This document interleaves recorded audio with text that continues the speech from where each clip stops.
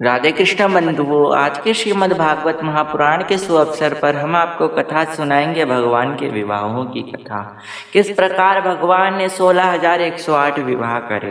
पहला विवाह तो हमने पहले ही सुन लिया था, जिसमें भगवान ने रुक्मिणी महारानी जी से विवाह किया था। जो रुक्मी की बहन थी, उनसे भगवान का विवाह हुआ पहला। अब हम चलते हैं आगे के विवाह की ओर। जितने भी भगवान से विवाह हुए लक्ष्मी स्वरूपा भाव थी।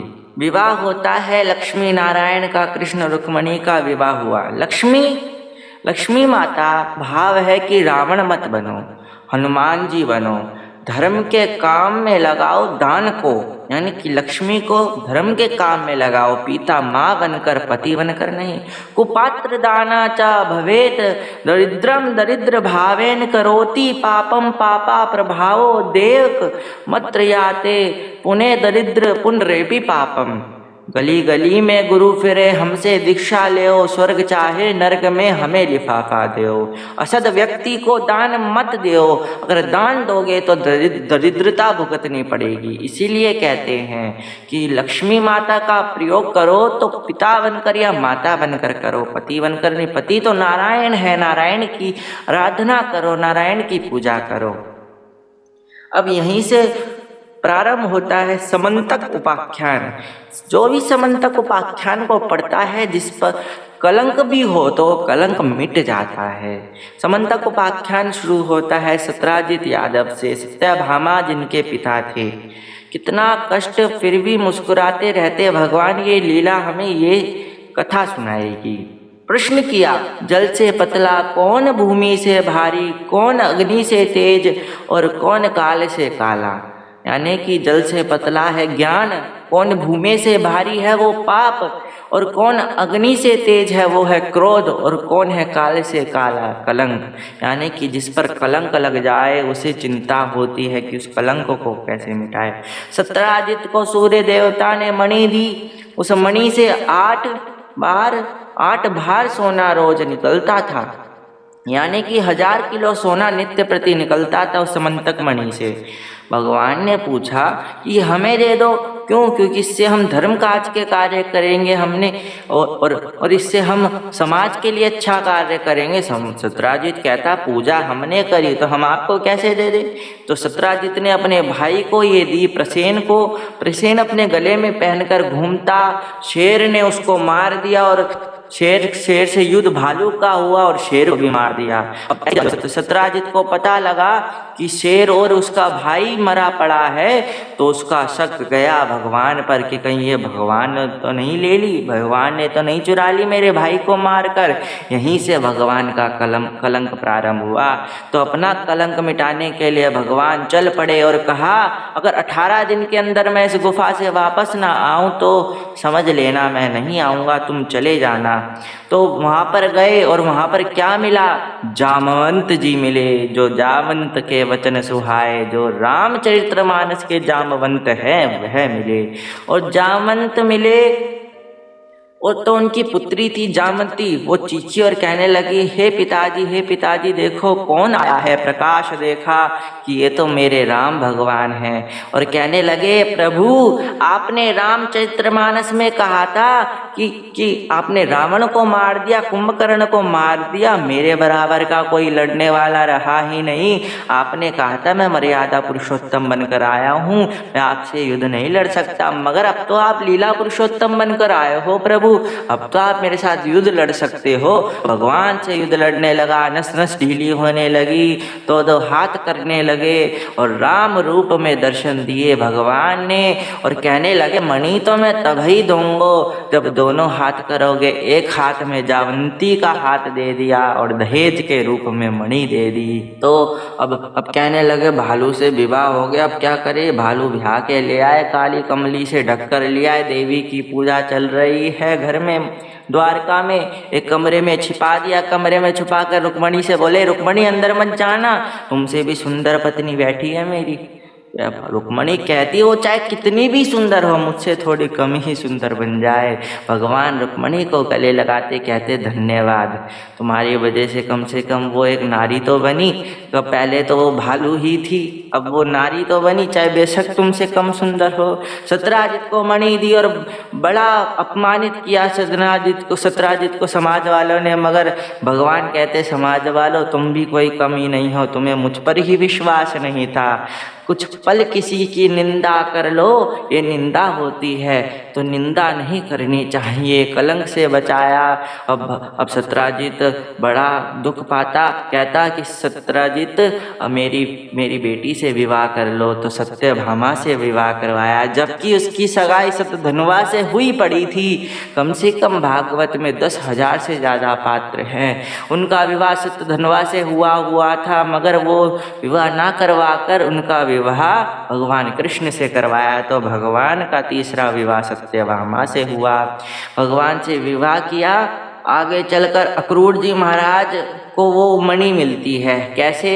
जब सतधनुवा को पता लगा मेरा विवाह नहीं होना, तो उसने अपने पिता ससुर जो होने वाले थे सत्राजित को मार दिया, और वो मणि ले ली, और मणि उसकी के पास रही। जब पता लगा सतधनुवा फंसने वाला है, तो वो मणि उसने अक्रूर को दे दी और वहाँ से भाग गया। बलराम जी सोचने लगे मणि कहाँ गई, तो बलराम जी हस्तिनापुर दुर्योधन को गदा विद्या सिखाने के लिए जा ही रहे थे। पत्नी का संकेत आया, समुद्र मंथन में विश्व अमृत दोनों ही निकलते हैं, ये बात हमें समझनी चाहिए। ये समाज अच्छा भी बोलेगा बुरा भी बोलेगा। ब्राह्मण भोजन कराते हैं, थाली सोने देते हैं। अब सबको पता लगने लगा अक्रूर जी महाराज के पास इतना धन धान्य कहाँ से आया, इतना तो वो मणि का प्रभाव हो सकता है। तो पता लगा भगवान को ये मणि तो अक्रूर काका के पास है। तो भगवान ने वो मणि उनसे वापस नहीं ली, क्योंकि वो अच्छे कार्य में लगा रहे थे, सदुपयोग कर रहे थे। तो यही था समंतक उपाख्यान। ये मणि अक्रूर जी महाराज को मिली और भगवान का विवाह इसी चक्कर में, तीसरा विवाह सत्यभामा से हुआ। चौथ का चांद देखने से ये कलंक मिटता है, मगर इस कलंक का कवच है ये समंतक उपाख्यान। भगवान का चौथा विवाह किससे होता है?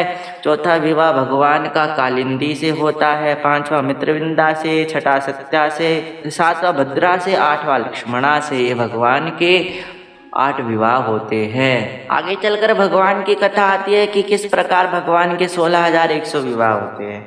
भौमासुर एक असुर था जिसने 16,100 कन्याएं बंदी बना रखी थी, और उसका संकल्प था 20,000 कन्याओं को बंदी बनाकर उनसे विवाह करना। सत्यभामा जो भूमि का स्वरूप है, बिना सत्यभामा के भगवान भौमासुर को नहीं मार सकते थे, इसलिए सत्यभामा कहने लगी मैं भी चलूँ। तो कहते कि आप नहीं जाओगे तो कार्य ही कैसे होगा, आपको तो चलना ही पड़ेगा। मन ही मन कहते चलो। सत्यभामा रथ पे आरूढ़ होकर चलने लगे और भौमासुर को मारने के लिए गए। तो द्वारपाल मिला मुर, जो जाने नहीं दे रहा था। भगवान ने पहले उसका श्रृंगार करा, तभी भगवान का नाम मुरारी पड़ा। मुर को मारा तो मुरारी हुआ नाम। 3 दिन तक विष्णु युद्ध चलता रहा, इधर से उधर पटकते रहे। उसको कहा कि जब तक सत्यभामा नहीं कहेगी। अब पीछे से सत्यभामा कहती मारो ना भगवान मारो ना, जैसे ही कहा मारो तो उसका श्रृंगार कर दिया। अब सब जितनी भी कन्याएं थी सबको छुड़वाया और सबके आंसू आ गए। कहने लगी एक रात्रि भी अगर घर से बाहर रह जाओ तो माता पिता घर में नहीं घुसाते। अब हम क्या करें भगवान, कुएं में जाकर मर जाएं या फिर गलत मार्ग अपना ले, क्या वर्ण करे आप ही बताओ। हुरात पत्रियम मरियम, क्या करे भगवान। एक स्वर में ब्रह्मा जी से मांगा कि हमें इनका पति बना दो। मुने मुने मति रंगना, कहने लगी अलग अलग उत्तर नहीं, हमें भगवान एक ही भाव में उत्तर देंगे। विवाह किया सबसे और भगवान ने कहा कि तुम मर जाओगी तो इसका पाप मुझे ही चढ़ेगा, इसलिए मैं तुम सबसे विवाह करता हूँ। एक लीला आती है कि दूध के फुआरे लगाने का सोचा था महामंत्री जी ने, तो कहा कितना गोरस नष्ट होगा, गोमाता का दूध बर्बाद होगा। भगवान कहने लगे पानी का ही लगा लो। महामंत्री कह ऐसा नहीं भगवान, हर घर से एक लोटा दूध का आएगा तो फिर बड़ा अच्छा फुहारा बनेगा। कहते चलो जैसी तुम्हारी मर्जी, मगर जो भगवान के मन में था वही हुआ, हुई है वही जो राम रचि राखा। अब सब सोचते सब तो दूध ला रहे हैं तो मैं एक लोटा पानी ले जाऊं तो उसमें क्या दिक्कत, तो एक लोटा पानी का सब सोचते तो सारा ही एक लोटा पानी लेकर आते, और सब सुबह देखते तो रात्रि में चढ़ाकर जाते तो सुबह देखते कि वहाँ तो पानी का छुआरा है। हुई है वही जो राम रचि राखा, जो भगवान सोचते हैं वही होता है। अरे भगवान ने 7 वर्ष की आयु में पूतना मारी, गोवर्धन लीला करी, 16,108 विवाह करे, क्या हम कर सकते हैं? कर तुम अन्यथा कर तू समर्थ परमेश्वर। जो भगवान कहते हैं वो करना चाहिए, मगर जो भगवान करते हैं वो हम नहीं कर सकते, ये हमारे बस का नहीं है। आगे चलकर लीला आती है रुक्मणी महारानी का रूठना। 1 बरस तक तो सूर्यमुखी और अगले बरस चंद्रमुखी बन जावे, ऐसी लीला होती है। मगर रुक्मणी महाराज तो बड़ी सरल स्वभाव की है। कक्ष में बैठे थे, पंखा कर रही थी, थोड़ी बहुत तो लड़ाई करनी चाहिए ना। गृहस्थ में कहते हैं, गृहस्थ में थोड़ी बहुत लड़ाई कैसे हो, भगवान सिखाते हैं। कहते हैं रुक्मणी तुमने मुझसे विवाह क्यों किया? अब कह रहे हैं जब नाती पोता हो गए, भगवान कहते हैं कि बलशाली नहीं हूँ, रण छोड़ दिया था, काला भी हूँ, चोर भी हूँ, इतने सब तो कहते हैं। तो भगवान कहते शिशुपाल से विवाह करवा दूँ तुम्हारा? जैसे ही सुना शिशुपाल से विवाह करा दूँ तो रुक्मणी महारानी मूर्छित हो गई और कहने लगी भगवान ये बात दोबारा मत कहना। कृष्ण तुम होते लली तो गले कट जाते हजारन के। अरे आप इतने प्यारे हो, आप इतने प्यारे हो, कुछ कह नहीं सकते। 2 भुजा से उठाया, 1 पंखा 1 पानी किया, रोज ठंडा करा, और कभी मत छोड़ने की बात कही। प्रत्येक दाम्पत्य जीवन में ये गृहस्थ में ये भाव होना चाहिए।